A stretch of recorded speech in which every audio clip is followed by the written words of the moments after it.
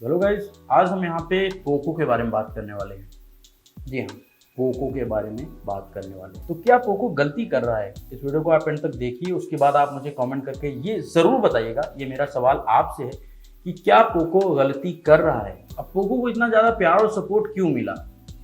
उसका रीज़न ये वाला है, ये वाला जो फ़ोन है पोको F1। तो जब पोको F1 लॉन्च हुआ था 2018 में, तो उस टाइम पे इसे फ्लैगशिप किलर माना जाता था। मतलब फ्लैगशिप स्पेक्स के साथ लॉन्च किया गया था ये डिवाइस, और इसी का नतीजा है कि पोको ब्रांड या पोको सब ब्रांड इतना ज्यादा पॉपुलर हुआ है इंडिया में या फिर ग्लोबली। लेकिन उसके बाद हमने 2019 में वेट किया पोको F2 का, लेकिन भैया पोको F2 तो आया ही नहीं। और साथ ही उन्होंने 2019 में एक अनाउंसमेंट करा कि भाई अब हम Xiaomi से थोड़ा अलग होके काम करेंगे, स्टैंड अलोन ब्रांड की तरह से।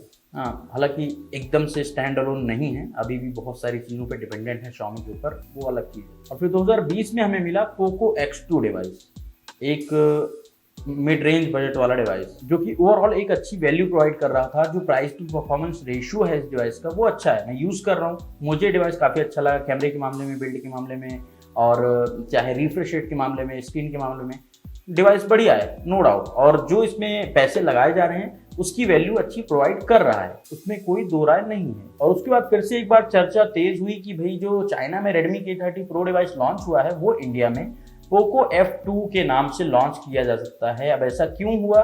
क्योंकि जो पोको X2 डिवाइस था वो चाइनीज Redmi K30 का रीब्रांडेड वर्जन था। लेकिन सी मनमोहन साहब, जो कि पोको के हेड हैं फिलहाल, तो उन्होंने एक वीडियो कॉन्फ्रेंसिंग के जरिए बताया था कि भाई पोको F2 जो डिवाइस होगा वो Redmi K30 Pro डिवाइस नहीं होगा। लेकिन उसके बाद फिर से चर्चा तेज हुई कि Redmi K30 Pro device India में और ग्लोबल मार्केट में पोको F2 Pro के नाम से आएगा, अगेन रीब्रांडेड, मतलब ऐसा कहा जा रहा है। अब मुझे रीब्रांडिंग से कोई दिक्कत नहीं है, मतलब रीब्रांडिंग करके भी अगर आपको फोन अच्छी वैल्यू प्रोवाइड कर रहा है, जो आप पैसे उसमें लगा रहे हैं उस हिसाब से आपको सही वैल्यू प्रोवाइड कर रहा है, आपका एक्सपीरियंस अच्छा दे रहा है आपको, तो रीब्रांडिंग से मुझे कोई भी प्रॉब्लम नहीं है। बट फिर भी मुझे कहीं ना कहीं ऐसा लगता है कि कहीं पोको अपनी ओरिजिनलिटी, जो उसकी असलियत है, जो जिसके लिए वो जाना जाता है, उसे खो ना दे।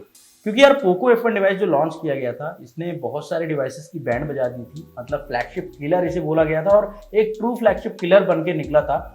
इतने कम प्राइस में हमें स्नैपड्रैगन 845 वाला डिवाइस मिल गया था। हालांकि कुछ कॉम्प्रोमाइजेस थे इसमें, लेकिन ओवरऑल एक बढ़िया वैल्यू प्रोवाइड कर रहा था। जो पैसे आप लगा रहे थे उसके ऊपर आपको बढ़िया परफॉर्मेंस मिल रही थी, बढ़िया कैमरा, बढ़िया परफॉर्मेंस। हाँ, डिजाइन बिल्ड उतनी अच्छी नहीं थी, डिस्प्ले उतना अच्छा नहीं था, लेकिन ओवरऑल 21,000 रुपए के बजट में बहुत ही तगड़ा डिवाइस था, और इससे कोई भी इंकार नहीं कर सकता है। तो ये जो ओरिजिनलिटी है इनकी एक फ्लैगशिप किलर डिवाइस की, वो कहीं ना कहीं ये मेरे ख्याल से खो रहे हैं आज के टाइम पे। और उसके ऊपर मुझे और अजीब चीजें तब लगी जब मुझे आज लीक्स मिली ट्विटर के ऊपर कि भाई पोको का एक और डिवाइस इंडिया में आने वाला है पोको M2 Pro के नाम से, जो कि एक बजट मिड रेंज वाला डिवाइस होगा।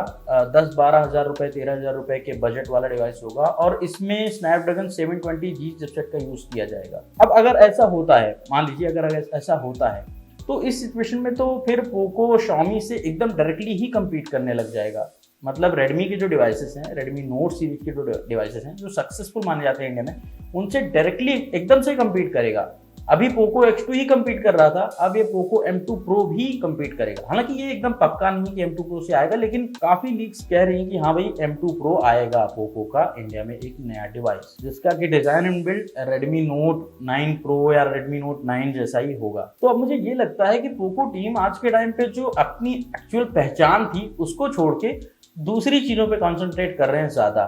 मतलब जो उनकी पहचान थी एक फ्लैगशिप किलर की, बजट रेंज में, बजट में एक फ्लैगशिप किलर प्रोवाइड करना यूजर्स को, उसे छोड़ के वो आज के टाइम पे नॉर्मल हर कैटेगरी में अपने डिवाइसेस लॉन्च करना चाहते हैं। अब ब्रांड के पॉइंट ऑफ व्यू से ऐसा करना चाहिए, लेकिन क्योंकि एक सब ब्रांड है, भले ही ये कहें हम स्टैंड अलोन काम कर रहे हैं, लेकिन फिर भी Xiaomi का सब ब्रांड ही है ये।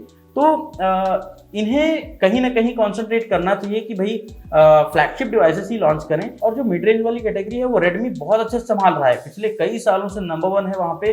Redmi के डिवाइसेस हैं, नोट सीरीज के डिवाइसेस हैं, मिड रेंज कैटेगरी में वो बहुत अच्छा कर रहे हैं। तो मेरे ख्याल से पोको को बजट फ्लैगशिप वाला सेगमेंट पे ज्यादा फोकस करना चाहिए, और जैसे पोको F1 निकाला था उसका सक्सीजर लाना चाहिए एक्चुअल में, जिसका एक्चुअली में सब लोग वेट कर रहे हैं। मतलब 2 साल ऑलमोस्ट होने वाले हैं और हम लोग को पोको F2 देखने को नहीं मिला। और अलग अलग डिवाइसेस ये लॉन्च करते जा रहे हैं। तो हमें आज तक पोको F1 का एक रियल सक्सेसर पोको की तरफ से नहीं मिला है। तो मेरे ख्याल से पोको को कॉन्सेंट्रेट करना चाहिए बजट फ्लैगशिप वाली कैटेगरी में, और जिसके लिए वो जाने जाते हैं वही उनकी असलियत है। उन्होंने मार्केट को तोड़ा था और फिर से मार्केट को तोड़ सकते हैं अगर उसी तरह से कोई बढ़िया डिवाइस हमें मिल जाता, मतलब पोको F1 का सक्सेसर तो। और साल में सिर्फ ये 1 या 2 डिवाइसेस लॉन्च करके मार्केट में तहलका मचा सकते हैं। और सबसे बड़ा फायदा ये होता है कि अगर आपके पास 1 या 2 डिवाइसेस ही हैं हैंडल करने के लिए, तो सॉफ्टवेयर अपडेट्स या फिर बग फिक्सेस आप बहुत आसानी से कर सकते हैं।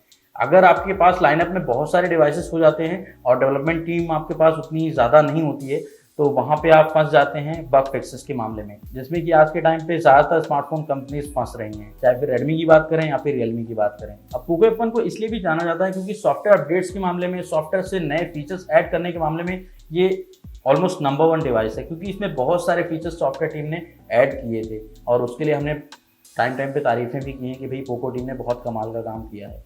लेकिन अगर इनकी लाइनअप में ज़्यादा डिवाइसेस आ जाएंगे तो मेरे ख्याल से फिर इस टाइप के अपडेट्स ये पुश नहीं कर पाएंगे या फिर थोड़ी सी मुश्किल होगी इन्हें करने में। तो डिवाइसेस लॉन्च करने के साथ साथ सॉफ्टवेयर अपडेट्स और इन सब चीज़ों पे भी फोकस करना चाहिए ब्रांड्स को, और अगर ऐसा करना है तो इस सिचुएशन में आपके पास कम से कम डिवाइसेस हो लाइनअप में, तभी बेटर रहेगा। तो ये मेरे ओपिनियंस थे। हो सकता है आपके ओपिनियन थोड़े अलग हो मेरे से, बट इसमें कोई दिक्कत वाली बात नहीं है। आपके जो भी ओपिनियन हो आप मुझे कमेंट करके बता सकते हैं कि भाई पोको को कॉन्सेंट्रेट करना चाहिए फ्लैगशिप मार्केट में, जिसके लिए वो जाना जाता है बजट फ्लैगशिप मार्केट में, या फिर उन्हें भी मतलब इस वाले गेम में आ जाना चाहिए कि हर 1 महीने 1.5 महीने में एक नया फ़ोन लॉन्च कर देना चाहिए, छोटा बड़ा कैसा भी, और उसके बाद सॉफ्टवेयर को भूल जाना चाहिए। तो आपका क्या मानना है इस बारे में, आप मुझे कमेंट करके बता सकते हैं। और क्या पोको गलती कर रहा है ये आप मुझे कमेंट करके बता सकते हैं। बाकी आज वीडियो में फिलहाल इतना ही। अगर आपको अच्छा लगा तो वीडियो को लाइक करिए, शेयर करिए, कमेंट करिए। बस आज वीडियो में इतना ही। थैंक्स फॉर वॉचिंग वीडियो, मिलते हैं नेक्स्ट वीडियो में।